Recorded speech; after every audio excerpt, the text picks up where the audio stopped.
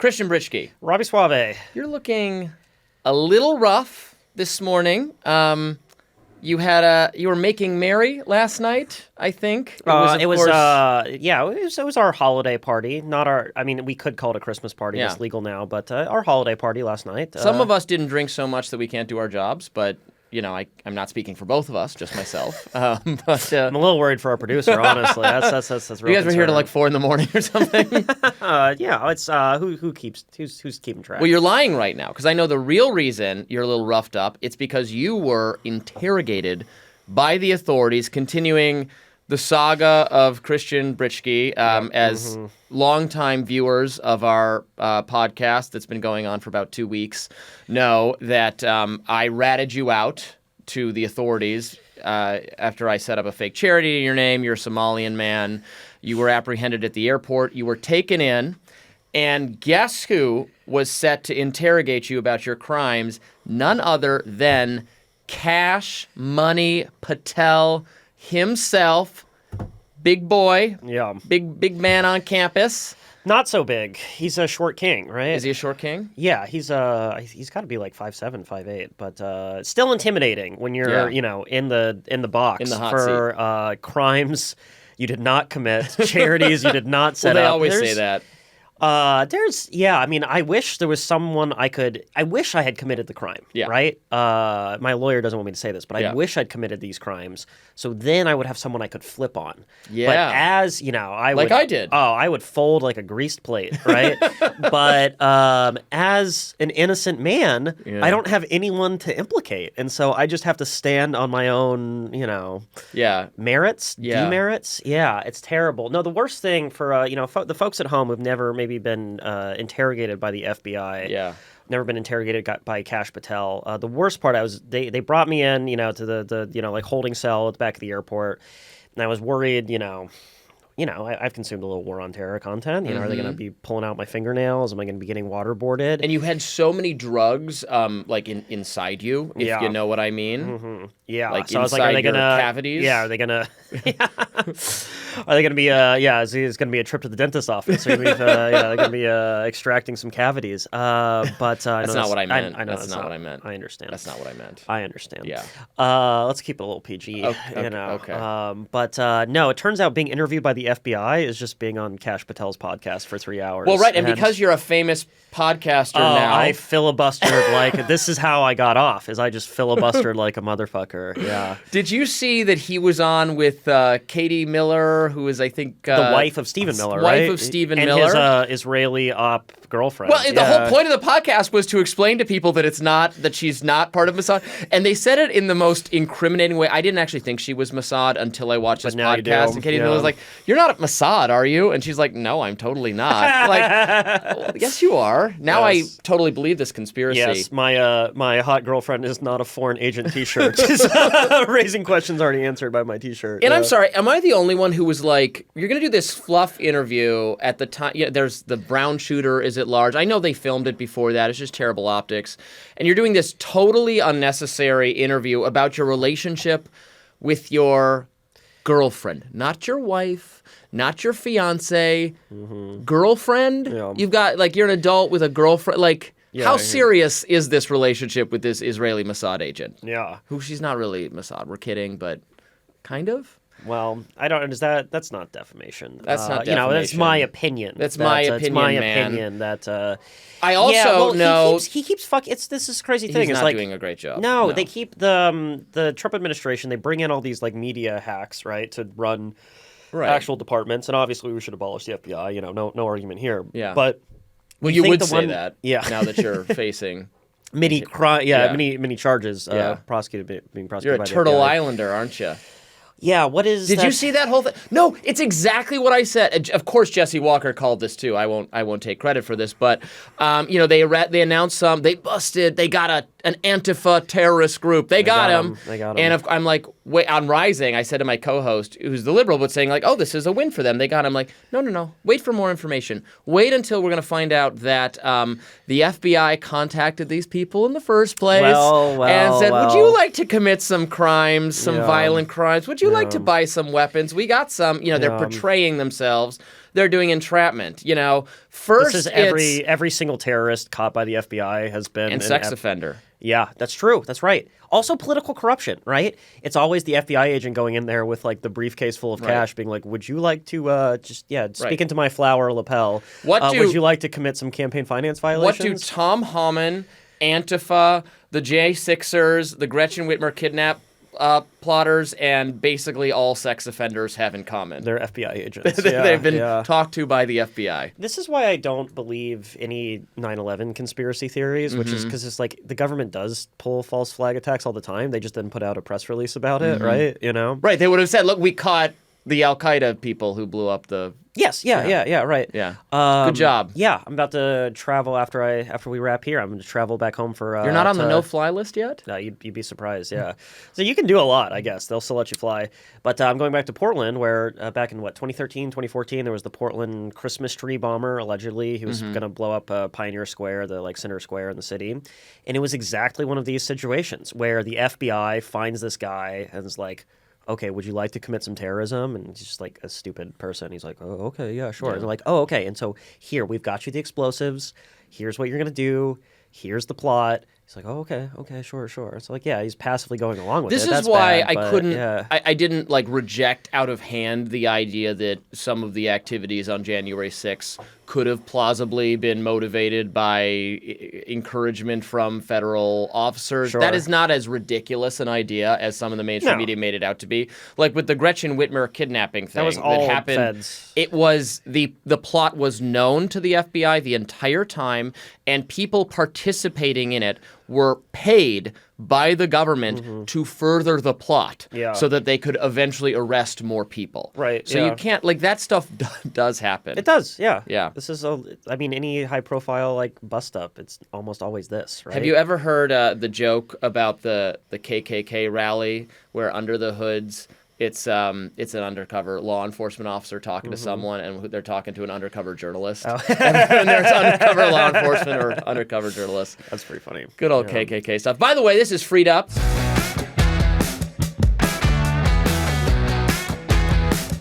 Thanks for watching. It's a show we do. It's becoming something of a global media empire. You're getting stopped in the street. I wouldn't say I'm surprised by the success, but I am getting a little uncomfortable by it. Are you? I'm you're more used to this. Yeah, sure. I've been living a very elite media lifestyle for so long. I've been, laboring in obscurity until now. Yeah. Now I have Now the ladies are throwing themselves at you. Ladies love cool Christian. That's your moniker. There's nothing... You can't keep them at bay. There's nothing the women like more than a chat podcast about Lord of the Rings and Dune and libertarian politics. Yeah, we really know what women like. So actually, it's so successful, and we have such a loyal audience. We're going to start doing this little reward to reward the loyal viewers at home, which is something for the fans. Yeah, something for the fans. Because it's all about the fans. It's all about the fans. This is why we do it. This is why we get up in the afternoon. So I want you, loyal viewers at home, I want you to type in the comments. I want you to guess which one of us is more hungover. And if you're correct, you get entered into a drawing to win potentially maybe some sort of prize. We'll figure it out. That's a great idea. Yeah. Did you just come up with that? I love that. I did, yeah. All right, I came up with it this morning. Do you know why? What the inspiration for it was? I don't think they're going to have much trouble guessing which of us showed up to Rising and pre-taped a holiday episode, and which of us staggered in here drunkenly at a late hour. Okay, some things on the list today, which I... wait, can I finish my thought on Kash Patel real quick? No, you absolutely can't. Fine, do it. Okay, Go ahead. This is what I find interesting, is the Trump administration has brought in all these, like, right-wing media sphere urchins to run actual departments, and the thing they seem to be fucking up the most is, like, the comms, right? Like, this happened with the Charlie Kirk assassination. This is happening now with the Brown shooter. We have a shooter in custody. No, yes. We don't. Yeah, right. We've identified a suspect. Don't say it then. Yeah. Don't say it. Easiest thing to get right, just say nothing. Just say nothing. Yeah. You are in media. You should know that. Right, and then when they do the press conference where the local sheriff, police, authority figure takes questions, that person always knocks it out of the park because they know what they're doing. They're like, they tell you exactly what they know. They don't misspeak. And Kash keeps introducing errors to this whole thing. I mean, hopefully by the time this podcast airs, we're filming a little bit more in advance than we usually do. It could be that the Brown University shooter is caught by then. I hope he is. This is outrageous. I don't know, when was the last time someone shot this many people in a kind of like large mass shootery type thing and is still at large, 5 or 6 days later? That's kind of crazy. I can't remember an example. And did you see, now I am going to go down a conspiracy theory direction. There was a MIT prominent physicist, professor, who was murdered yesterday. Yeah. MIT is kind of near Brown University, I think. Northeast. Like an hour away or something. It is very sad. Just was straight up murdered. Don't know who did it. Killed in his home. Yeah. Killed in his home. He's Portuguese. I'm seeing speculation about whether he's Jewish or not. I read that Israel is looking into whether Iran assassinated him. But he is like, what he's working on is like some kind of energy-related breakthrough. Is this like a foreign? What is? I have no idea. We don't know anything, but it's very alarming. Yeah. Could be anything. Could be not political at all. They're not saying there's any reason to think it's connected so far to the Brown shooter, but I don't know. We don't know. We don't know anything. We don't know anything. So best not to speculate there. I guess not. We don't know anything, and that'll be the theme of the show for today. Okay, I wrote down. Yeah, let's put up that card right now. we know nothing, and we hope after you're finished watching this, you know a little bit less. I guess this is an interesting development somewhat, is your, like, the past generation. I mean, it's callous to talk about these things in kind of an analytical way, but like your past generation of mass shooters was people who wanted to go out with the deed, right? They would kill themselves, attention. Or they would, be killed by police, or at the very least, they would be captured on the scene, right? Yeah. But they want you to read your manifesto and discuss them in some serious way, right? Whereas now it seems like these like past couple like high profile shooter guys. They have they've endeavored to get away with it. They've tried to stay at large, right? So that Mangione, Charlie Kirk's shooter. Yep. Now the Brown guy too. And it's interesting. They've called that wrong because it's harder to get away with this sort of thing that it was previously because of just like one of the upsides of mass surveillance, which is not something I'm generally in favor of, is that there's just so much security footage of everyone at all times. The idea of getting away with a public or even remotely high-profile crime for a long period of time, it seems happily almost impossible. I mean, they got Mangione after like 3 days. Yeah. They got Charlie Kirk's shooter after 2 or 3 days. Yeah. From releasing the security footage, and somebody says, "Oh, hey, I know that guy," which is the case with the Brown shooter. They've put out a pretty. You can tell what the person looks like from the photo. I mean, honestly, as someone who like suffers from face blindness, can't tell. I couldn't tell. Yeah. The fact that they got Mangione in the McDonald's, right? Like after like a grainy video of him like pulling down his COVID mask. How I would, if that was someone I knew, if that was my own father, I would not be able to like be like, oh, that's the guy, right? Some random stranger who comes into your McDonald's. I'm shocked that they were able to identify him. It happens. Yeah. This is the benefit of mass surveillance. You wouldn't get away with the serial, Bundy in the serial killer, was apprehended multiple times, and that's just kind of escaped. He was in jail. And they were like, we don't kind of remember what the guy looked like. He just looks like a guy. They didn't have. He's a handsome, charming man. Put out the. Yeah, and you could just like drive up and down the highway in California, abducting people, killing them, and you would get away with it. The idea of you doing that now is just it's absurd. It couldn't. One of our colleagues, who I guess I won't name because they said it in Slack, but this wasn't my joke, but I thought it was funny at the time. Is like. The Charlie Kirk shooter is like goes home and is expecting for the FBI to like knock on their door. Didn't bank on Kash Patel being so incompetent, so he's just like sitting there eating Cheerios, watching the news, being like, "Are you serious?" Well, it was a family. I think it was his father or family friend or something who recognized the photo and said, "Oh my God, it's you." Yeah. So, which I mean, fine. If it takes 2 days instead of 1, whatever. But this is still a killer at large, and What is the point of this gigantic surveillance system? If it's locking me up, right? It's coming I have for to go through cavity searches, but then this guy's still. Well, you're white. It could be a little bit of discrimination, or you're Somalian, so it's racism. Swiss, yes, yeah. You're still pushing the Swiss agenda on me. I think your Swiss cheese has some holes in it. Wow. Yeah, I wish that was the first time I'd heard that joke. Yeah. Oh. It's like when people say to me, has anybody ever called you Rico Soave? I'm like, never once. That's never happened in my entire life. Never. Never.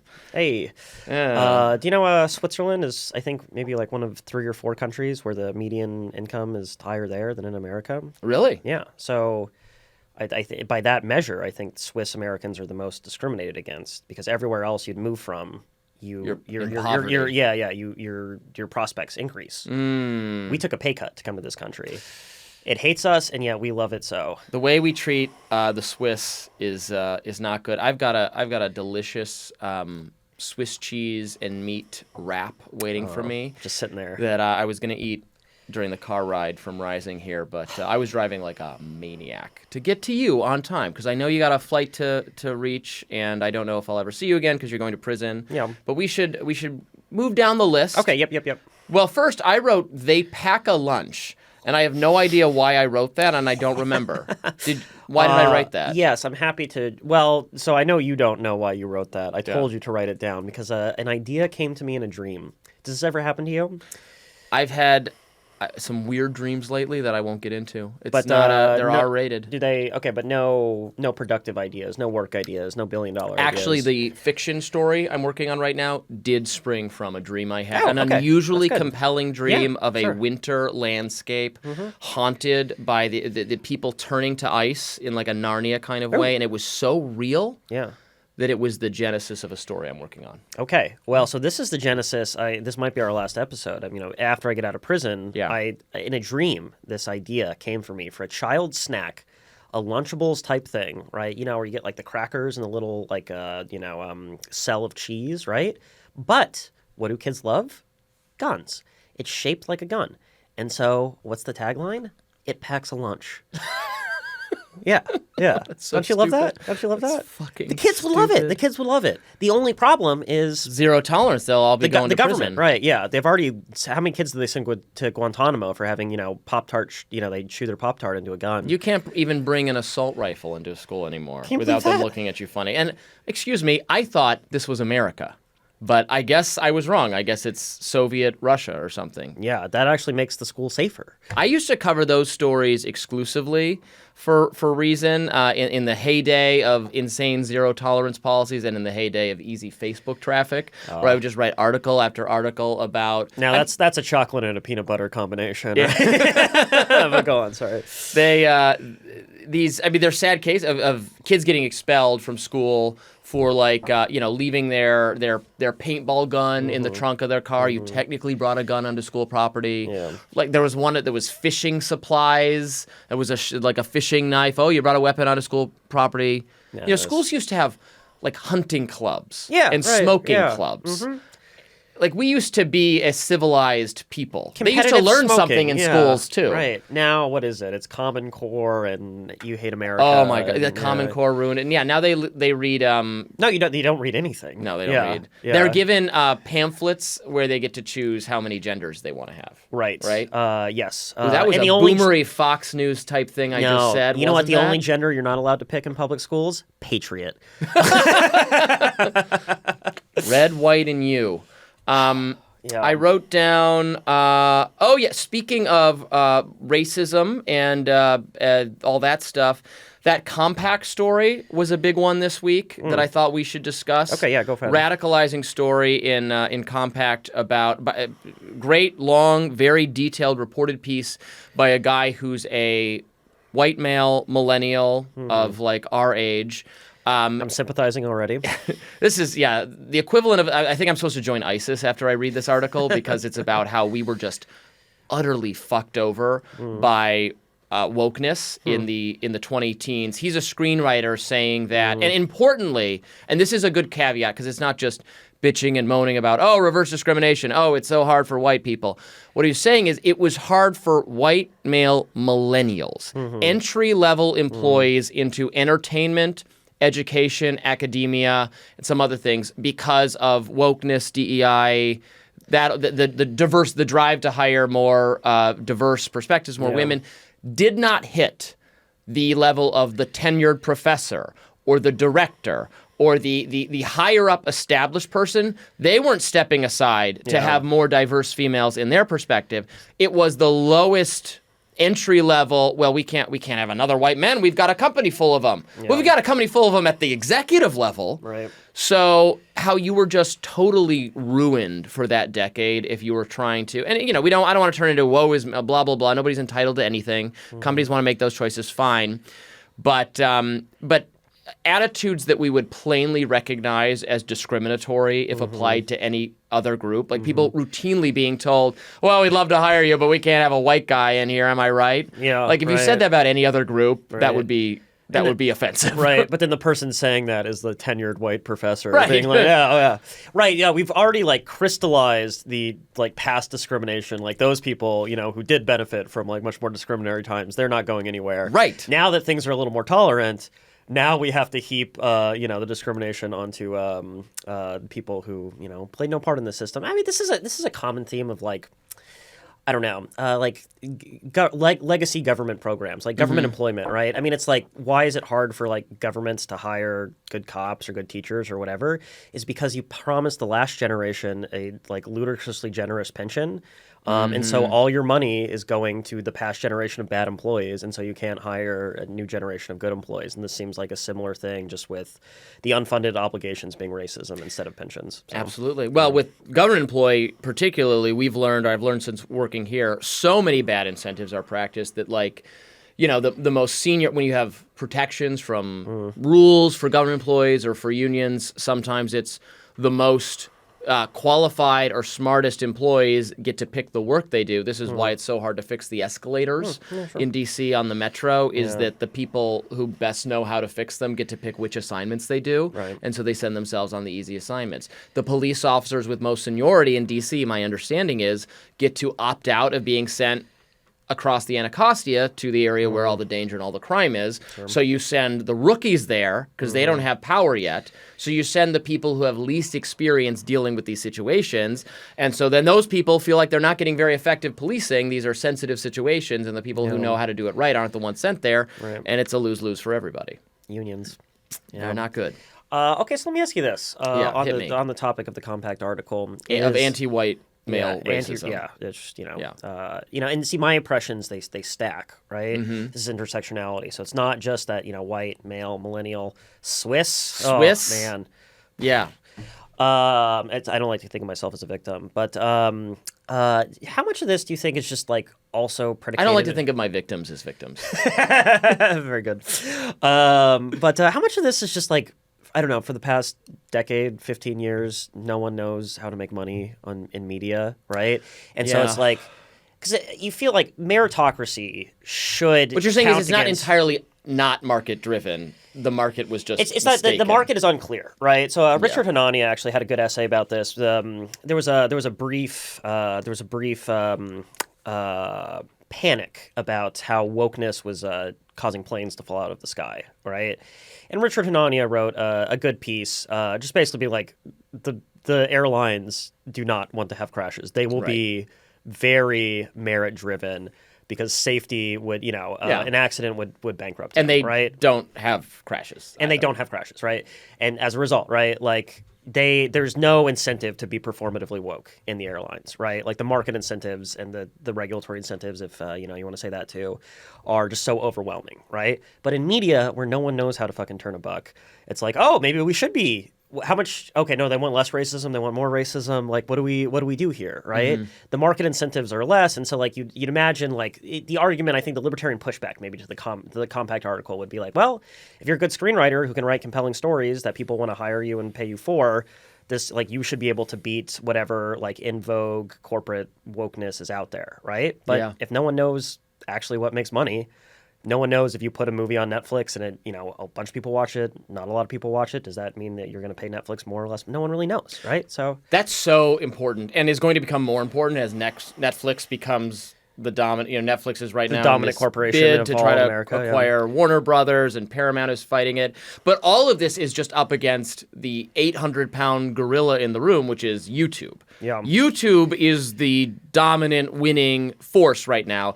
Netflix, I think you could make an argument that if you want something to compete against YouTube, if you think YouTube's single-minded dominance could be unhealthy, because YouTube doesn't generally pay for it just lets everyone post, which I think is a good thing. Yeah. But if you want a company that actually invests in talent and purchases scripted or prepared entertainment, then maybe you want Netflix to be the biggest Goliath it can be to compete. Anyway, but you're right that I said this when they were talking about there was the most recent, what was it? It was some kind of screenwriter's strike. Maybe that was a year or 2 or 3 ago, somewhere in there. And they were talking about, wanting to get fights over residuals and all that. And I'm like, I'm not sure you people even really want to look under the hood. Yeah. Because what if Netflix looks too closely and says, this actually doesn't none make of any this money. is making us any money? How do they? I don't even know. I don't know how they determine what is because having Stranger Things causes people to subscribe to Netflix to watch it. Yeah. Obviously, you have to retain. If they don't have another season of Stranger Things, maybe I cancel my subscription. But I buy a movie theater ticket to a movie. That I'm paying for that thing. You don't really know I'm paying for Netflix for Stranger Things. Maybe if you didn't have Stranger Things, I'd still pay for it. Yeah, you had 3 channels, right? And you would get viewer statistics, whatever, and you could switch between the 3, and the one that more people switched to, you knew that programming was doing well, right? Right. Now it's maybe everyone watches, I don't know, the latest streaming series that you put out there, but it's would they?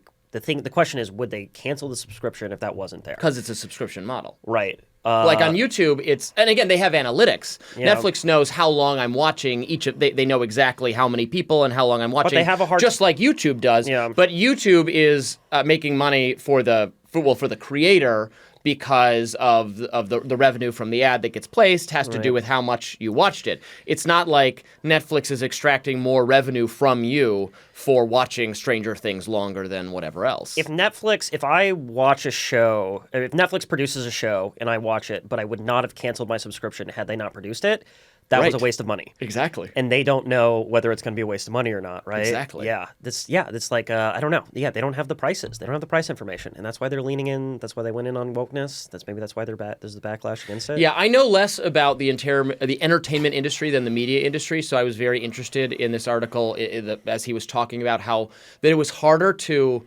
or it was easier to sell a script than get hired as a writer on a greenlit idea. Okay, you sell the script, so now they're going to make a TV show about it or a miniseries or whatever, and they're going to hire a writer's room to do that show.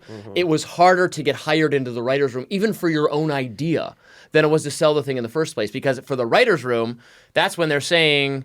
That's when the white people, the white males who are in charge say, well, we can't have more white males in this. We got to lower the number of people. Yeah. Interesting. It's fascinating. Yeah. That's really fascinating. Good piece. Good. Yeah. Compact is such an interesting publication because when they started, really they were supposed to and I guess to some degree they still are. It was like a right-wing communist paper, right? Yeah. But because they're just so heterodox. But the communists left, and then Soave left. Yeah. And then I don't even know who's running. Right, Soave Amari's not involved in it. Jeff Schellenberger. Jeff right? Schellenberger. Yeah. That's the name I really see. He's great. Yeah. But yeah, they're just I don't know. They're heterodox enough to be really interesting. Very interesting. So I like to consider myself a compact libertarian. So we're for compact. Good stuff. Here. Good stuff over there, guys. That's good stuff. Mm-hmm. What else we got? Speaking of entertainment and media and things, really tragic death. So many awful things that happened this last week. Rob Reiner, really beloved director. I confess that I was not actually overly familiar with the things he's directed. I've seen The Princess Bride. I've missed out on most of those other things that people love. When Harry Met Sally. Have you never watched Spinal Tap? I've never watched Spinal Tap. Wow. I know that's. I know that anathema might. to you. Yeah. Oh my goodness. No, that is one of those movies that you can watch. I'm sure I've seen it in the double digits of times, and it's just like it never stops being a belly laugh. In this way, it kind of disproves neoclassical economics because there are no diminishing returns to watching Spinal Tap. It just gets funnier and funnier every time you watch it. It's one of those movies where it's like it has so many famous lines, and then you go back and watch it, and you're like, oh, this also really hangs together very well as a movie, right? Like compare that. There's so many. You ever watch Step Brothers with Will Ferrell and John C. Reilly? I think I saw the beginning of it. So I don't want to dwell too much on this, but that's kind of a movie where it's like I watched it and I didn't like it. Yeah. But then it's also a movie that people, at least in my generation, quoted all the time. And I don't think anyone really enjoyed the movie that much. It was just like it has a bunch of lines that were written to be lines that you would repeat. Like Spinal Tap has all of those, but also it's just a hilarious and great film. Yeah, A Few Good Men, I mean, that one, I think it's fun. It's a fun movie, but it also just like, once you just like, it's one of those movies like once you start to think about it, just like for 5 seconds, the plot kind of falls apart. But that's still great. I've never seen a Harry Met Sally, actually. Yeah, I've never seen that. No, very sad And I didn't know. I was just not familiar with his origin story, which is that he was on All in the Family, which is just a little bit before our time. I know who the Archie Bunker character is and what the general deal with the show is, but I didn't know that he was the guy who was like the liberal foil, the son-in-law who lived with Archie Bunker, and he was the liberal foil for that character, for this older, conservative, intolerant man, and that generates the conflict and the entertainment and everything. I didn't know that was him. That was him.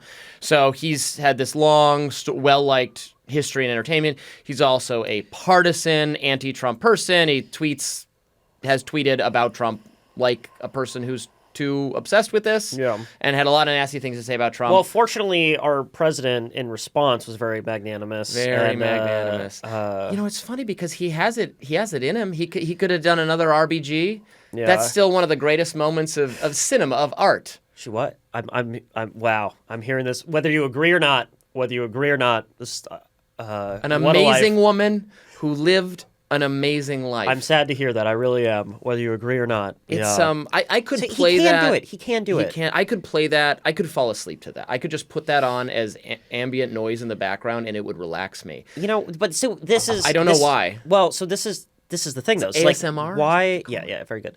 So sorry, that sounded more dismissive than I meant to. Why is that the clip people go to of Trump, though? Because like if you just looked at the transcripts and are like, here is something generic president said about a Supreme Court justice dying, it would be completely unremarkable. It's Trump's performance. Well, so I actually don't even think it's that. Even though, he just has his delivery of the lines matters. His delivery of the lines matters, but no, I don't even think it's that. I think it's the fact that like you're waiting for him to say something terrible. You're waiting for him to be like, well, thank God, now we gotta, now we're gonna get someone good in there, and he doesn't say it, and I think that's what kind of like makes it funny. Well, if you were waiting for him to say something awful, he certainly delivered this time. Oh my goodness, yes. With this just really bad Truth Social post about how Rob Reiner actually died of Trump derangement syndrome. This is a man who was murdered, allegedly, by his own son, who has struggled with mental illness or homelessness, drugs, and has been taken into custody. He has 3 kids. The daughter found the bodies. Oh. It's so grisly. The details are very grisly. It's a horrible thing to happen to anyone. Horrible thing that happened to a really well-liked director. Yeah, I'm sure. And he played this wrong. Trump did, because he issued a very mean post. Mean-spirited. The condemnation, even from right people, has been pretty damaging. Although you've seen a fair amount of, well, we know he's like this. What can we do about it? What's the point? And I'm like, yes, I know there's nothing to be done about it. Nevertheless, it's still bad. I just think it's bad. Like, what are you trying to accomplish by saying it's bad? I'm just saying it's bad. I'm not. This is not going to change anything. You're right. It is who he is. Yeah, I like the Dave. That Blue Box Dave guy kept saying, "Well, this is just who he is." Like we know that voters don't care. Voters don't. I know that most of his voters don't care. I bet there are some voters there who don't care. It's like you always say that when you want to excuse it, and then if Trump does something you actually don't like, then you're like, well, he's not playing to the base, or this isn't smart politically. But if you would rather excuse it, then you say, well, the voters don't care. Well, yeah, I like that the conservative defense of Trump in this regard is that this is just an ingrained part of his character. He's a deeply spiteful man, and therefore it's fine. It's not the worst thing that's ever happened in the history of mankind. It's not. No, but it's still bad. It's just bad. When it comes to decorum, I don't know. We all spend our time online. We're too obsessed with people talking online, and therefore, when you inject some ugliness into that, the world gets a little worse. He's been put in a. Well, so okay, this is what I think is interesting about it as a political issue is I think it's getting a lot more. This is like one of those like you're looking for these little green shoots of like, this is Trump's last term. Hopefully, we'll see, I guess. But no, this is he's done. So it's like, okay, what's the next Republican Party, right? Like you're waiting to see like how that shapes up, and it's things like this where people feel like they can go out and criticize Trump where they wouldn't otherwise. it's a little revealing there of like who is trying to like claim this mantle of we're going to be the conservative movement going forward. So like you saw people who otherwise wouldn't criticize Trump. I mean, Thomas Massey came out and said a good thing, but I mean also he criticizes Trump all the time. Yeah, but mostly for policy, to be clear. Right. Like they say that like it's not like a never Trump thing where you're like Adam Kinzinger. I'm a Republican, but I'm constantly against every Republican Trump is doing. Does, yeah. Massey and Rand Paul, I think, not that I am privy to their thinking, but seem to have decided we mostly just lay off those things and we concentrate on our policy disagreements with Trump, which I think is a valid and frankly the correct strategy if you're within government and trying to motivate Trump into if you think he's like you can win him over to your position, right, which is true. Yeah, and it's a thankless position to be in, I think, in a lot of ways. Yeah, but this is more distinct, where it's Thomas Massey is going after him for his rhetoric, which normally he doesn't do. Right, MTG as well. Yeah, I mean, well, she's obviously very careful in how her comments. No fury like a woman scorned. Yeah, a Georgia congresswoman scorned. Yeah. Proven again, because it is very personal for her, is what it seems. Everything is very personal for her. Yeah, I like it that for some weird reason, I like her. I mean, I like her more now for a lot of reasons, but she's moved away from like free market positions on things, and yet I still I'm kind of there for it because I think she like. For whatever reason, I feel like she actually has beliefs, right? Right. There's a lot. They're crazy and they're changing. Right. And, they're not all crazy.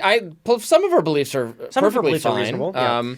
Well, and she's been pushing back on. You say she's moved in a less free market direction. That's true on healthcare. Yeah. On immigration and trade. She has had some, and now it could be because she has her own business interests in Georgia, is what I've understand. I think she has some real estate connections. I hope that's not defamation I just said, but it's your opinion. It's your opinion. But I'm just, and Bridget Macron might be a man. Who knows? That's your opinion? Yeah. That's what I wanted to discuss next, just very briefly. You just had Bridget Macron written here about 4 or 5 times. Well, I'm not the one with an unhealthy obsession about looking under the skirt. It is Candy Cane, Candace Owens, who I just think is the most deranged person on the planet, and I wish she would be sent to like the moon or something. To ruin the discourse there. She was on with Piers Morgan this week, where he was like, who I really love now. I think his show's great. I think his grilling of people is fantastic. Has not always been the case. I didn't agree with him at all a long time ago, or 10 years ago. He had some gun... I know him from debating on gun control, and I very much disagreed with what he was saying. Brits trying to come here, say what kind of muskets we should have access to. The reason we have guns is to fend off the British, actually. Yeah. So, take it up with George Washington. Yeah, I'm sorry that you don't like my Lunchable idea, Piers Morgan. Yeah, go back to Britain. But he was feuding with interviewing Candace, and she's claiming now that, my God, that there's members of Turning Point USA who were aware that Charlie Kirk was about to be murdered, and so are thus complicit in this grand conspiracy for which she can provide no evidence or even no name. She says she's warned Erica personally about these two. Oh, good, great. Yeah. I read fucking this. Psycho. It's so because this was someone who was supposed to be her friend, right? She was good friends with Charlie. I don't know if she was good friends with Erica. But but she was good friends with Charlie. So like you think you would maybe be a little trepidatious about using this as like the latest episode in your I don't know, like podcast fantasies, but I am curious how it ends for her because I read this this series of novels. They're not great, but fantasy novels when I was a child, and it's about like wizards, magicians, whatever. Basically in the novel, like the premise is like over time the like magic builds up in their bodies, and eventually you just like explode at the end of your life. Oh, and that's how I feel like must be happening inside Candace Owens' body, with like the craziness is building up, and at some point she must burst. But I know that's not physically how bodies work, and so I'm curious what happens there. You know what I mean? She has an audience. I mean, then people say, well, you got to take her seriously because she's got an audience of millions of people. And I'm like, she does. I don't know why or how, but she does. This is another thing, though, about audiences is like... you can be captured by them. Well, so you can be captured by them, but also like a lot of people are just tuning in because they enjoyed the craziness on true. Like an entertainment level. That's true. We're not captured by our viewers. We respect our viewers. We love our viewers, but we will tell you the truth. You're getting the real us. Yeah. There's no... unfiltered. We're not sugarcoating it for you. No. Minimal editing, This is. We have to keep editing out slurs because you just can't help yourself. But I mean, I don't know how many Swissies did you drop this time. Yeah. Yeah, audience capture. I guess you think that's what it is, or she of all the people, I think she is just personally insane, right? Yeah, and people say, is it because she's insane, or she's a grifter, or she's just very stupid? And I'm like, it's all three. I don't know. It's one of them. It's all three. If you're like crazy enough to like not really know what's real and what's not, like, then I feel like lying becomes less of an issue because you're like, well, nothing is true. She also might have no self-awareness. It might be that she's not aware of what she's doing on some level. Like I once, she's too talented of a actual communicator. But that's what I was going to say. I once, I used to watch the show Survivor very religiously. I've dropped off in the last 5 or 6 seasons. I haven't seen it in a while. Apostate. But I was a big fan of the show. I didn't like some twist they had, like I don't know how many seasons ago this was now, maybe 10 seasons ago, and I stopped watching it. But me and my family, we watched it every Thursday night or whatever night it was on. So I applied to be on the show a number of times. I wonder if maybe now that I'm so famous, maybe now I could get on. I got to get my agent on. You're surviving this. This is your Survivor. We could do one of those. Maybe eventually they'll get around to a podcaster season and like a podcaster team. We could do Survivor together. I've never watched the show, so I wouldn't really know. You wouldn't want to know what to do. Well, it's actually a lot of. You'd be good at it. It's mostly social manipulation. I mean the thing about the show is that initially the emphasized aspect was people trying to survive on an island or whatever it is. So it was about survival skills. It was about building a fire and gathering food, and it was less about the social interaction part.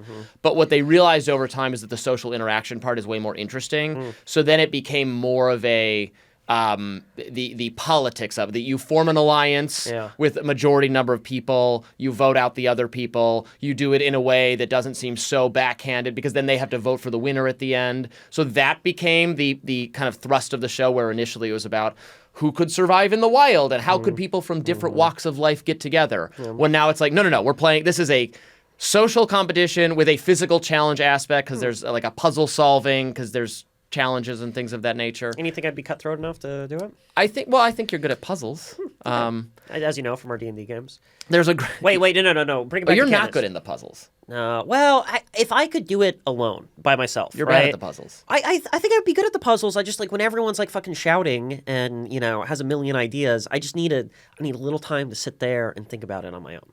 That's all. There's this great. I will connect it to Candace in a minute. There's this great moment in the first season of Survivor, which came out, I think, when I was in the 6th grade. So this is going back 30 years. Almost 30 years. Yeah. And the first season, again, it's about survival. There's 2 tribes. They merge. So now they're one tribe. And they're deciding who are they going to vote out. And they get to the tribal council. And the woman who is like the wilderness expert, who you think is most prepared for this, she gets voted out. And they're like astonished that why would we, because the one tribe all votes for somebody different. And the other tribe, because they're just slightly more ahead of where this show is going, they all pick Gretchen or whatever her name was. And so you have these, Jeff, Alex, Carl, Gretchen. And you see her like, me? But I'm the wilderness expert. Don't you want me? Because she's going to win. Because it's a competition. They have the votes. Right. And what those 4 people do is one guy signals that he thinks this is wrong to vote for people, and he's going to vote for people alphabetically. He's just going to go through the alphabet. So what they do is just anticipate what his vote is going to be. The 4 of them vote for that person. He's voting for them alphabetically, and that's 5 people. Oh man, okay, and that's enough to knock off. And those people just don't understand what's going on. But that is what Survivor becomes. But anyway, yes, okay. I was told I got one call back once from a casting director at Survivor, and they said to me, they gave me advice that I've always remembered. The people who excel, who do best in this category of human behavior, of entertainment, reality TV, are people who have full and total self-awareness and people who have absolutely no self-awareness whatsoever. You don't want to be in the middle ground. Completely self-aware or completely unaware of yourself and how you come off. Yeah. And that's true. Yeah, if you're somewhere in the middle where it's like I'm gonna do something kind of crazy, but maybe I shouldn't. You're facilitating. Doesn't work. Yeah, Vacillating. Is what I meant to say. Sorry. And that is true of a lot of these influencer types, podcaster types. I think that's true of Candace. You either know exactly what you're doing, or you're just letting it all hang out. Like I've dealt with some people in media who have, for instance, a persona on social media that is so insane. Yeah. I'm like, how could you think and say that? I'm actually not talking about Candace Owens here. I'm not going to say who I'm talking about. But then you talk to him in real life. And not only are they totally normal and totally down to earth, they're almost not aware of the things they're saying online in a Dr. Jekyll, Mr. Hyde type of way. Right. It's that level of zero self-awareness. Kind of detachment from your social persona. Yeah, that's amazing. I'm too flesh and blood for that. Yeah, you're a real man. I'm a real man. What you see is what you get. That's what we like about you. So, and you think Candace is, which one totally is she? Self-aware. Totally totally non-self-aware, excuse me. Yeah. I think she has maybe no knowledge. Tucker Carlson, completely self-aware? I don't know. Yeah. I think he's a true believer in a lot of what he's doing. I think he's changed his mind on a lot of things. I strongly disagree with his actual advancement of Nick Fuentes, but again, I think it's fine to question U.S. foreign policy. Yeah. Sometimes the pushback there is too much. They'll say, how dare he... XYZ. I'm like, that was not good. That was not good. That was not good. And can be no scrutiny of the U.S.-Israel relationship. Well, the people who are pushing back on this also have a policy goal in mind, right? Yeah. So. This whole question is becoming this toxic on the right fighting about foreign policy in Israel is, I guess, just never going away now. But it is very unfun and exhausting. And it's good to. I guess it's good to have these fights. It's unfortunate it has to be filtered through the prism of, is this person too anti-Semitic or not? It would be nice if we could just have more candid, direct conversations about the foreign policy and what our interests are here. But I think this is a productive debate. It's actually nice to every once in a while. In politics, it's nice to see debates actually be about policy and what the government does. This doesn't happen too often, but sometimes with the Israel stuff, a little bit with the affordability politics now, it's like, you think real ideas are being discussed? You stupid bitch. This is not going anywhere good. Nah, it's a little catnip. They sprinkle it in to keep me just interested enough in order to keep commenting on. Well, I see way too much, as I've said on our show, anti-Semitism and racism on Twitter. Not our show. No, we keep it real clean. we are a philo-Semitic podcast. Yes, and we all are welcome. We're very racially tolerant and racially diverse. Yeah. Mm-hmm. On social media, white Swiss, white Swiss Somali, Swiss Somali. I think that joke's starting to wear out the audience. I'm going to retire that. Sorry. Yeah, how dare you? Yeah. X, where I see a little too much racism, a little too much anti-Semitism, and increasingly a lot of pornography. Yeah, sure. I tweeted this the other day. I'm like, why am I just seeing racism, anti-Semitism, and pornography occasionally all together? The same post. Well, it's because you're looking at the following tab. You got to go over to the For You tab. No, it's the opposite. I'm on the For You tab, which is the new. This just happened this week. It's the worst thing ever. Elon, save us, help us, save us from ourselves. He's I don't know what he's doing. It sounds like it's too much ketamine is what he's doing. Yeah. But they made the For You tab the default. Yeah. So the following tab, for those who are not as toxically online as we are, following is not a chronological feed of people you follow. What Twitter does is use but it is just people you follow and things they've retweeted. And there's an algorithm trying to make sure you're seeing the things that it thinks you want to see of people you follow. Yeah. The For You page is doing that, but not for people you follow. Right. And increasingly doesn't even seem to, again, I don't want to see racism that much. No, I don't even want to see that much pornography. It's not on Twitter. I'm at work. People.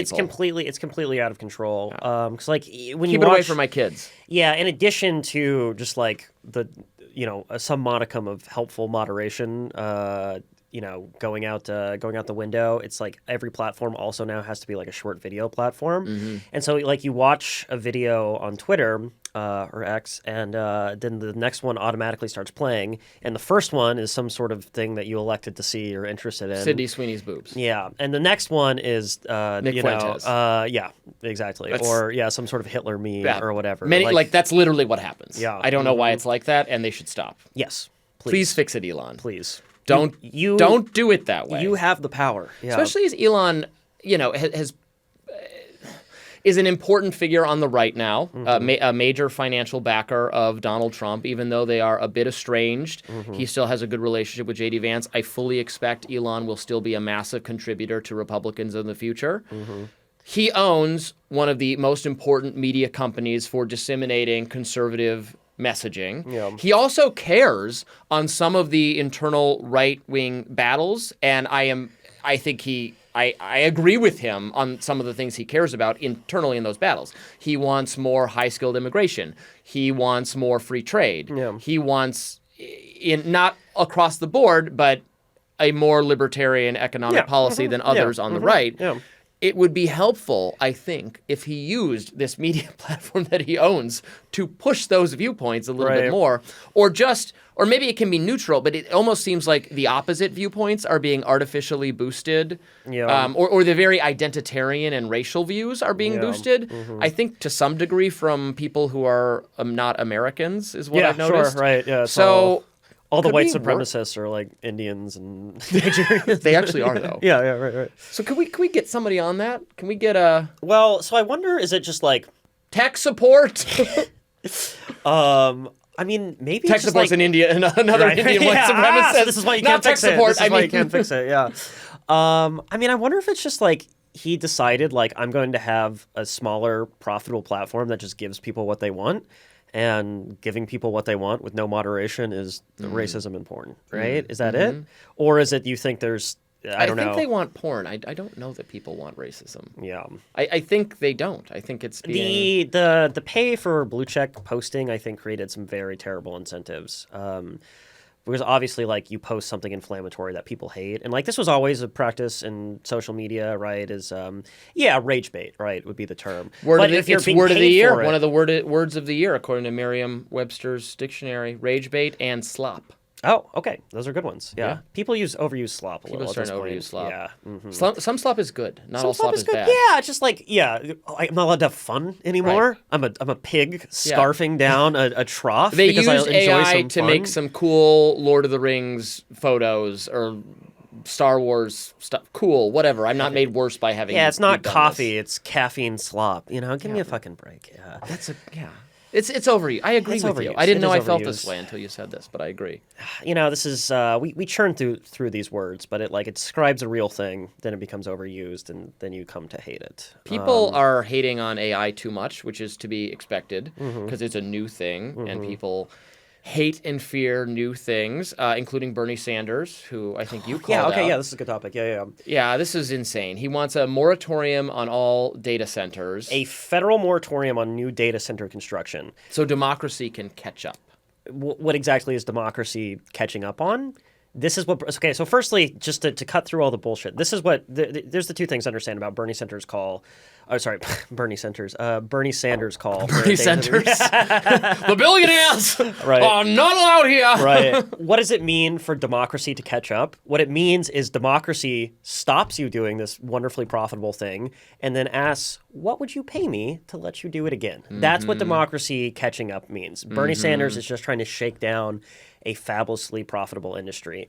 Yeah, what's so funny about, he put out a video on Tuesday this week laying out his view for why we need to, stop the motor of the world for socialist reasons, right? And it's all predicated on AI and data center investments being like smart and good and successful, right? Like there's criticisms you can make of, data centers going up being like, oh, this is a bubble, it's malinvestment, it's going to come back on the economy. Or, this is very overdone, a lot of these issues, but it's like, oh, they're driving up power prices, Right, that I do want to dwell on, but go ahead. Or they're using too much water or whatever else. There's like, okay, legitimate externalities that you're postulating here about why you might want to slow this industry down. Bernie Sanders' point is literally just like, it's going to be very profitable for the people investing in it. Well, it's like, well, okay, that's good. That shows that their investments were prudent, that they were putting capital where it needs to go. Or what is his other concern? Oh, job automation. Oh, okay, so the AI will actually grow the productivity of the economy. Oh, wow. Yeah, we definitely can't have that. Or his other, it's like, oh, it's going to create all this alienating, technology. People will just be looking at their screens more. And it's like, okay, I have some truck for that criticism, but at the same time, it's like, okay, so what you're saying is like there would be demand for these products, right, that the AI industry would push out. So it's like, I love it when your opponents like are very blunt about how stupid their ideas are.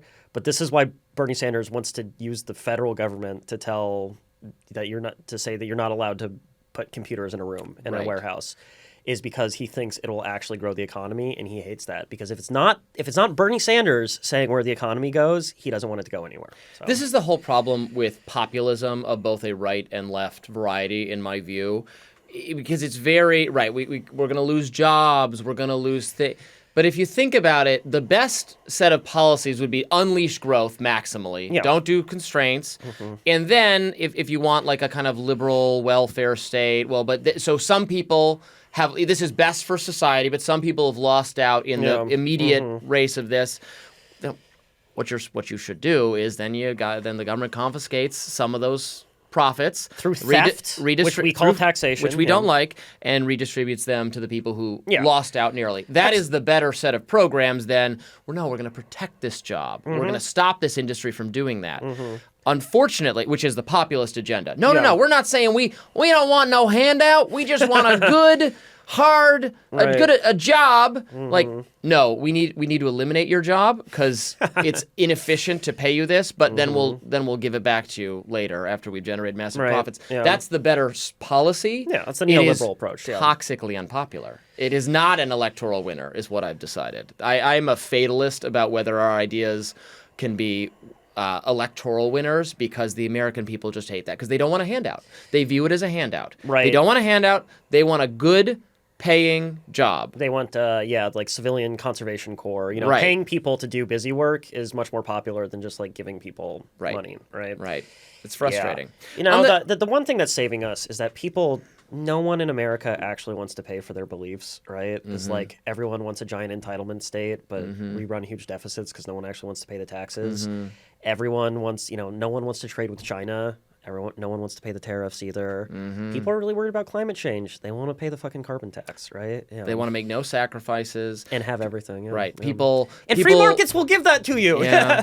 Yeah. People are really mad about crime and illegal immigration. But they don't want the crime crackdown. If the police do anything improper in the pursuit of those goals, they freak out. They want a perfect, right. They don't want mass surveillance, and they want data privacy, but they also want all bad guys caught immediately at all times. Mm-hmm. These are contrary goals. Yep. Mm-hmm. So people are stupid. Yeah, that's true. Stupid. Yeah. That's why they should be in charge of their lives and no one else's, right? Exactly. Mm-hmm. You do you, and leave me alone. In terms of the data centers, I definitely think, I don't want to use eminent domain to take people's land to put up a data center. I don't want to raise people's water or energy costs. I've seen data suggesting it doesn't necessarily raise energy costs. Maybe it'll raise water costs. But you can make and should make. Well, the tech company, whoever is, they should pay more for that. That's fine. I don't do it in a way that raises costs for a community or is totally contrary to a community's wishes. If they do get some veto power over how the land is used, we can talk through that. Yeah, they use a lot of electricity. That's I think would be the biggest, if you want to call that an externality. Mm-hmm. And there's a certain amount of generation capacity, and so that raises demand, and so prices go up, right? But that's markets, and so build more generation capacity. And a lot of data centers, they are investing in on-site power plants, to power themselves, so they don't have to be dependent on the grid. A lot of these places are. Some of them are investing in modular nuclear reactors, right? One innovative industry is driving another. The water stuff is super overdone. Is it? Yeah, absolutely. I don't know anything about it. Yeah. I'm going to need to learn, obviously. I'm writing something for this magazine that educate me. Yeah. So the water issue is really overdone. They do increase demands for power, but there was actually a really interesting. This guy Brian Potter writes a great Substack called Construction Physics, where he's just a massive engineering nerd.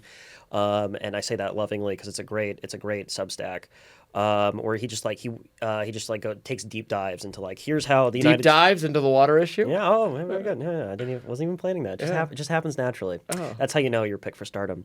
But no, he did go do deep dives into here's how the United States built bombers during World War II or whatever. And he did a really good one on data centers and power usage, and he was showing that their consumption of power has actually stayed flat for the past couple decades because they've just gotten so much more efficient. And there's no reason that you would assume that like that would continue forever. But I think even the power issue, which is the most real one, is a little overdone. So, but the point to remember is Bernie Sanders didn't raise any of these points. He just thought that they were doing too good of a job. And again, the federal government declaring that we need a nationwide moratorium on this is not even democracy. Is not even like people voting for whether they want these things in their neighborhoods. You know, right? it's interesting because the federal government actually does preempt. It has generally you think of zoning as like a local or maybe a state issue, right? The federal government has very little role over land use, but it does when it comes to cell towers. The federal government, since 1996, has preempted local zoning rules about cell phone towers, so that like the local government can't say no to your cell phone tower. But the federal government also owns tons of land, though.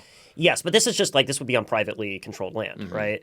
They should sell some of that. Yeah, interior absolutely. department-controlled land for data centers. A little BLM land, yeah. But people would hate that. They would hate that. They would absolutely hate that. I know. They go ballistic when we tried to have that reform for the Mike Lee national bill. Yeah, the Mike Lee bill. And sell people off some lost BLM land all these fucking idiots losing their mind. This country is our inheritance, and nobody's taking away your beaver dam, man. It's a big country. Yeah, I mean, for anyone who's like, I used to live in Idaho, Nevada, whatever. Like, I thought you lived in Australia, I did. Japan, I lived there too. UK, Not Japan, South Korea, the good one. But if you live out in the West, like BLM land is not nice land. It's just like high desert nothingness, right? I feel like people have this romance of national The parks. rivers and the creeks are our inheritance. No, it's desert with Lewis and Clark, yeah, Davy Crockett. It's shrubs and angry natives trying to scalp me.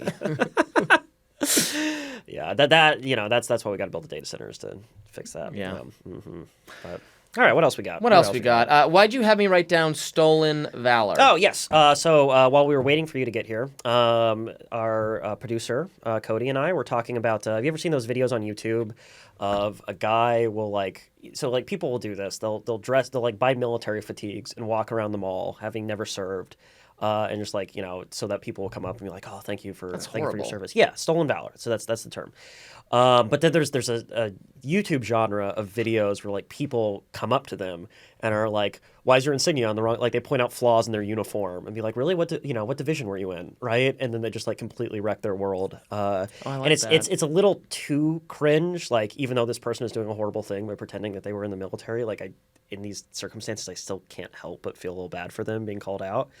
But I put that down there because I was wondering, we wouldn't pretend to be in the military, right? No. But if you were to pretend to be some profession that you're not, what valor would you steal? Oh, that's a good question. Yeah. Not just for hats. Oh, what valor would I steal? I don't know. I'd have to think about that. A fireman. Could be a fireman. Airplane pilot. A doctor. Airplane pilot would be a good. I love the movie Catch Me If You Can. Have you ever seen that movie? Yeah. Yeah. Great movie. Classic Leo. Handsome, great costume. Him, the stewardesses arm in arm, marching through the airplane. Frank Sinatra playing. Classic. That would be the life. This is what Sean Duffy wants to bring back. That would be the life. Well, yeah, doing a little working out in the airport. Right. Oh man. Yeah. This is just reminding me that I have to go to the airport later today, and there's going to be a bunch of people in their pajamas and neck pillows. We don't sip martinis anymore. No. Those skirts on them stewardesses, not longer as short. and longer by the day. I know. And so you'd pretend to be an airplane pilot. I think that would be that's pretty good. Yeah. That's pretty good. Fly me to the moon. Let me. What about you? Did you think about this? I don't know if I have a great answer. I think what I would pretend to be. I think I'd pretend to be a veterinarian. I would. Oh, that's so sweet. Yeah, I would carry around an empty crate in my lab coat, and someone would come up to me and I'd be like, oh, we lost him. Oh. Yes. But you're not really a pet guy. No, but that's why I would be pretending to be a veterinarian. Yeah. And also I would get the sympathy of someone who likes and cares for animals, right? Stolen valor, right? Yeah. My sister-in-law is a veterinarian, particularly for horses, just like in Rick and Morty, Beth's she's a horse doctor. She's a horse right? doctor. Yeah. It's the same thing. Wow. My sister-in-law drives around Michigan, saving horses to the best of her ability. She was doing a good job. She'd ride around, right? She certainly makes it sound like horses die very easily. Do they? There's a lot of it's a very large mammal. There's lots of afflictions that can go wrong with it. Whatever. Yeah, sure. Which makes me think, based on her stories, like how was it that before formal there were just horses? Everybody had horses. There were a lot of horses. Although didn't they periodically die out in? I can't remember what European war I read where like at the conclusion of this war there was no horse left alive in Europe. It might have been the Napoleonic Wars. Might have been earlier than that. 30 years war. Might have been that the 30 was the years more war. genocidal one, maybe. Yeah, something like that. Yeah, I read the Mongols when they were rampaging across Eurasia. If you're like doing now we're getting to the European history phase of the podcast. Mm-hmm, okay, yeah, cue the card. Yeah. If you have a giant cavalry horde, you need to bring one horseman needs like 4 or 5 horses, right? Yeah. Because they get sick, they die, they tire out. Yeah. Mm-hmm. Well, in the cavalry charge, the first line of horses dies. They're all dead. Yeah. But then there's more of them, and the infantry go mad, and it's a very effective tactic. But you watching movies, it's just like one Mongol, one horse. Riding, right? Yeah, but that's not enough Mongols. You can't do enough Mongols with that. need more Mongols. The horses were they had them in North, and we had to reintroduce them to North America because they all died out. Right? We had to bring over the horses. Who were we talking about this? Was it you who forgot that there was a land bridge to North America the other day? I was joking. I know about the land bridge. You didn't know about the land bridge. I know about the land bridge. You didn't know about the land bridge. Mr. I know everything about geography. Well, it's not there anymore, is it? Yeah, I knew about the land bridge. I was just kidding. I was talking about European history with my fiance, who is from Taiwan. Oh, so he's got no reference. This must all be new to him. Yeah. It's all new to him. Chinese history is not all new to me because I love the Romance of the Three Kingdoms period. Do you know much about this? No, not at all. I know a little bit of modern Chinese history, but like this is stuff, China around 200 AD, the collapse of the Han Dynasty. And then there were 3 kingdoms after. There's a warlord period that I got interested in because there's a great series of video games, Dynasty Warriors. That's this hack and slash adventure for PlayStation, but it's based on the real history. Well, actually, it's based on the Romance of the Three Kingdoms novels, which were written in the Middle Ages about this period. So this was written hundreds of years later. Oh, wow. Chinese novel. Yeah. Chinese novel has been translated in English. But the interesting thing about it is that, so there's these 3 kingdoms. After the Han Dynasty is overthrown, there's Cao is the kingdom of Wei, Liu Bei is the kingdom of Shu, the Sun family is the kingdom of Wu, and it's a fun little dynamic they have got, because Shu and Wu team up against Wei, but then Shu tries to sabotage Wu because then Wu's just going to win, and it's a fun little rock, paper, scissors dynamic they have going on. Yeah, okay. And the ultimate winner is this kind of scheming Grima Wormtongue-esque figure, Sima Yi, who overthrows eventually the Wei dynasty and then takes, from internally. But anyway, this was written hundreds of years later, and so it introduces fantastical elements. There's magic in it. Zhuge Liang. He reverses the direction of the wind in the most famous battle, the Battle of the Red Cliffs, which is a real historical event where the wind did reverse due to natural weather conditions, which gave the Wu and Shu armada this advantage in this huge battle. But in the book, it's that he communes with the spirits and reverses the direction of the wind. But also, the book is just Shu propaganda from beginning to end. Boy. And I am not very pro the Kingdom of Shu. And it's just everything they do is wonderful. And everyone else is like dying of shame for crossing them. Zhuge Liang becomes this supernatural figure. He's always outsmarting them in he's like a Sherlock Holmes. Like he's smarter than everyone else. He knows everything. He has magic powers. And it's that part of the history is false. Yeah. Wait, so as someone who doesn't know any of the history, what kingdom should I be supporting? Wei is portrayed so maliciously, but was Cao, the king of Wei, was working to stabilize China very effectively and is wrongly villainized in the novel, I would say. Okay. Was a person who promoted merit and modernization and fairness and justice, but had these little upstarts, the Kingdom of Shu, trying to. And they won the history because they wrote the novel. They wrote the novel. Yeah. But to go back to it, so my fiance and I discussed this a lot because he knows Chinese history, and he was impressed that I knew so much about it. he doesn't know anything about European history. So he was like, what's a European dynasty I should know more about? And I said, have you ever heard of the tragedy of House Habsburg? It's not a story the Jedi would tell you.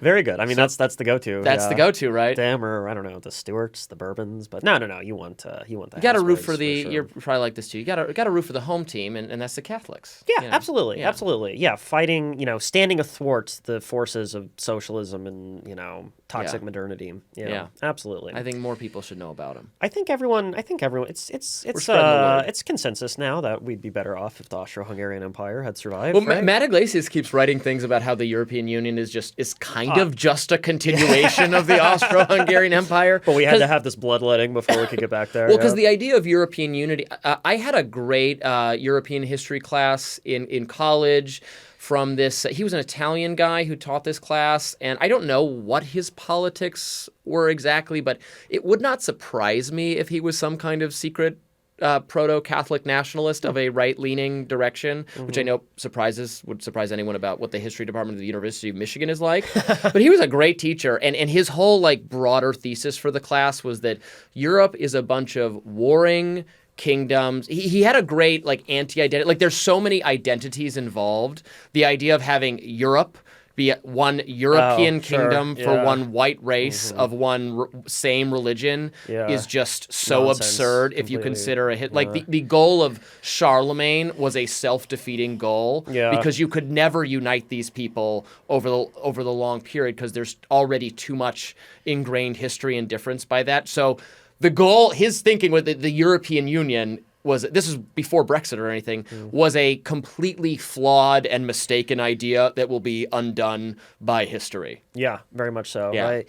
Yeah, because European racism, right? America racism, bad, but it is at least intelligible, and it's okay, here's a couple big racial groups. European racism is the people in the next valley that speak a completely different language. Fuck those guys. The Megars versus the Slovenians. Well, it's personal. They slaughtered my people 800 years ago. A little too much history. Too much history. Yeah. Do you listen to history podcasts? Are you not that much? Okay. What do you listen to? So I like there's a really good. So everyone knows Russ's History. They're doing this is a very popular podcast, history podcast. They're just doing one on Jack the Ripper right now, which is actually really good. The point Kash hasn't caught him either. Yeah, that's right. Never solved. No, we know the real killer. I've learned from this podcast, even though they don't explicitly say it, is the government. Yeah, because he's Jack the Ripper is preying on Whitechapel, this poor neighborhood in London, and they leading up to that, they had done a bunch of slum clearance, and they had also banned all the brothels, and so the poor neighborhood is full of homeless prostitutes who have nowhere to ply their trade because of these government do-gooders, and that becomes a good hunting ground for this killer who was never caught. But no, Russ's History is great. I like the Dan Carlin hardcore history stuff. Still waiting on the next episode.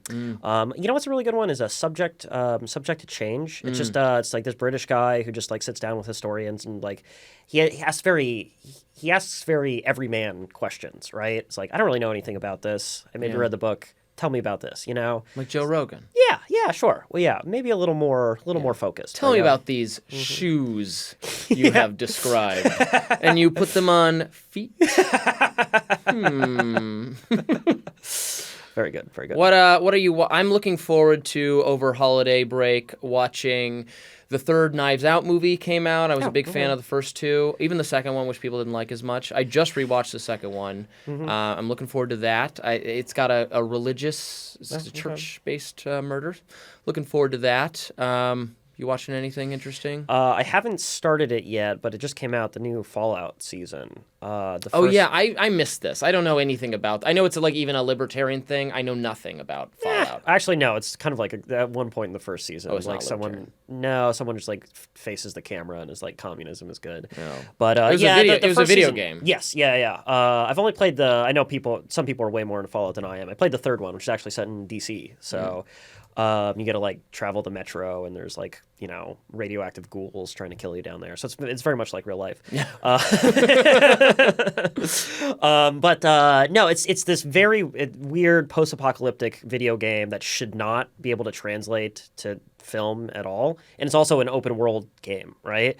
But the show does an excellent job of incorporating just the like on the one hand, like the graphic violence versus just like the weird kind of fun camp, and then also having like a good plot while still including time for like side questy adventures. So I really like the first season. We'll see where season 2 goes. I'm really over zombie type post-apocalyptic stuff. I have fatigue about that. I blame mostly The Walking Dead for it. The Walking Dead, which had like 14 seasons, and I watched lumbered on like its subject matter. No, honestly, the whole show or the structure of the show is a metaphor for the problem, or it's like a synecdoche or so, whatever the simulacrum, is that a simulacrum? Simulacrum? Yeah. I don't know if we're using it correctly, but yeah, sure. Something like that.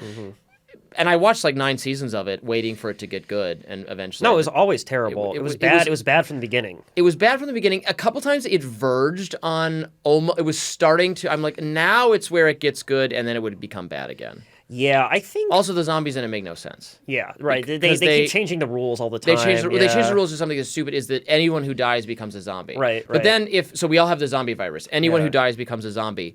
Then why do non-fatal zombie bites kill you? Because if you get bitten, you die and turn into a zombie. That's a good point. But I'm like, but usually it's like, right, obviously if you're horrifically ripped apart and then you die, you become a zombie. But why does just getting bitten by the zombie kill you if we already all have the virus? Right. And also, why don't the bodies just like decay naturally? This is what I liked about like the 28 Days Later series. Is like they actually had something a little more realistic. I like, just saw the first movie. Yeah, that's the best one. Yeah. And I did watch the first season of that the fungus one, The Last of Us. Yeah, that was very good. It was good. I didn't love it. It was a miserable slog. This is my problem with post-apocalyptic fiction is I'm interested in it, but the problem is like it bums you out. It bums you out. Eventually, some guy you like's going to get eaten in front of you. Yeah, or like the people who are like you think are the good guys turn out to just also be horrible monsters. Yeah. Like no one's built like that's what I would like to see. I would like to see a post-apocalyptic show where it's like a slow arc of progress of people putting society back together.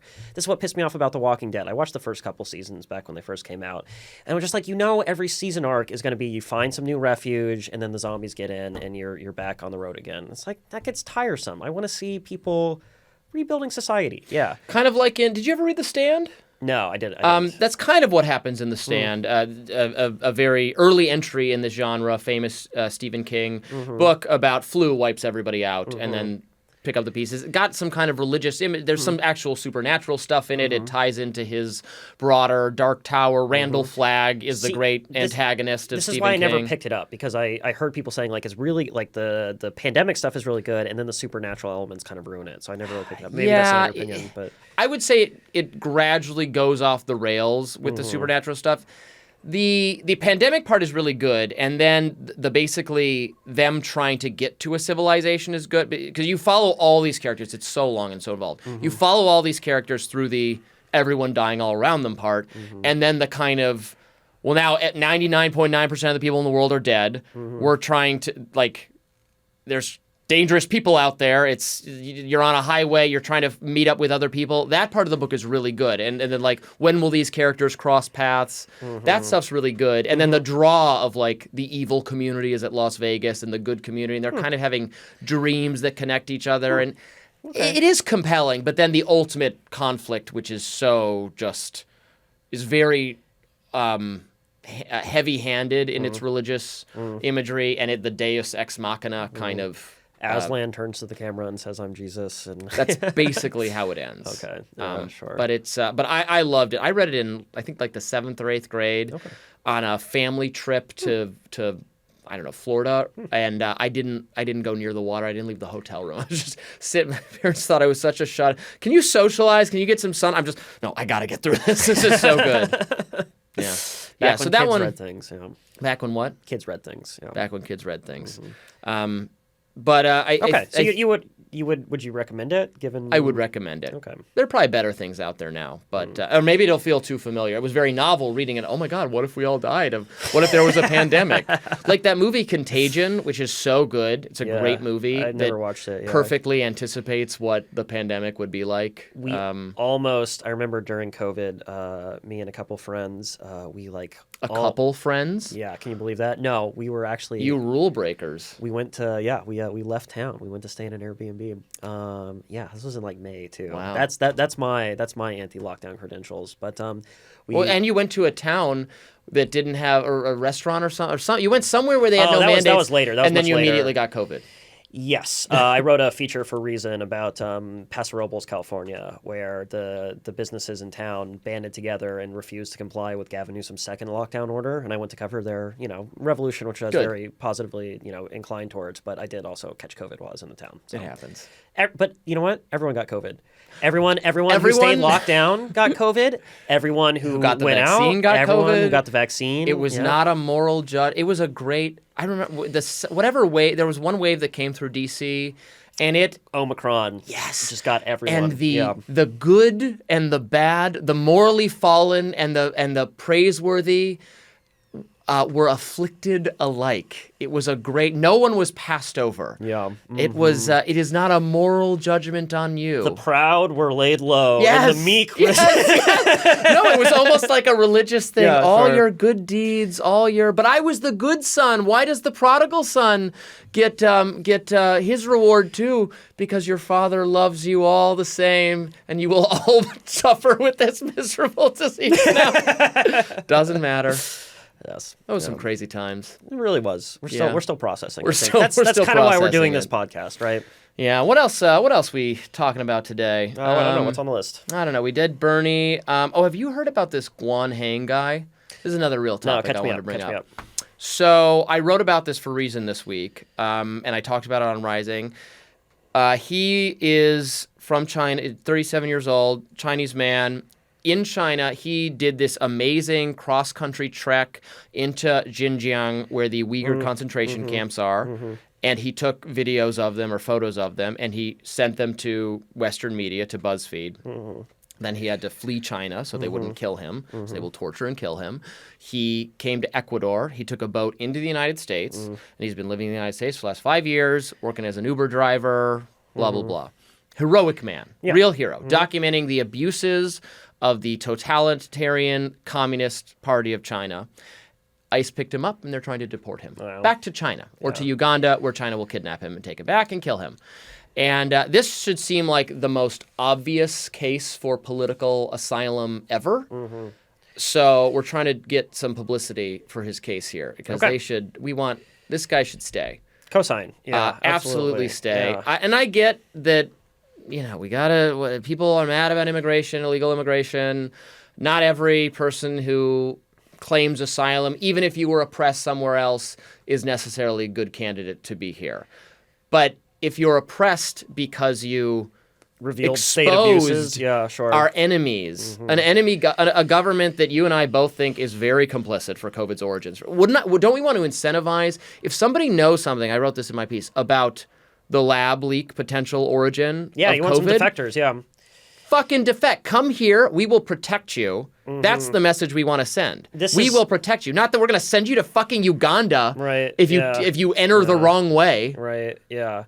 No, that's absolutely out of control. It's just awful. Like it's heartless, but it's even worse than that. It's stupid, right? It's stupid. Yeah. It is worse than heartless. It's like that's the Talleyrand line, right? It's like it was worse than a crime. It was a mistake. Yeah, a little bit more European history. There we go. So we're trying to drop some enthusiasm for that. You can go a little too far with the this is one of the theories for it's like why were we funding gain of function research in Wuhan, China that caused the pandemic? Yes. Why were we doing this? So the scientists themselves, it's like, it's cheaper to do it where they don't have safety precautions. If we tried to do it here, they wouldn't let us. There's too much safety regulation. One of the ways that they would promote themselves to government funders is like, you should fund us doing this research so that we can develop human sources within China's bioweapons industry. I guess really? the one flaw with this is that they then created the bioweapon and killed everyone. So yeah, a little blowback. I mean, it is kind of like a perfect Bush did 9/11 story, the origins of the pandemic. I really can't believe we're supposed to move on from that story.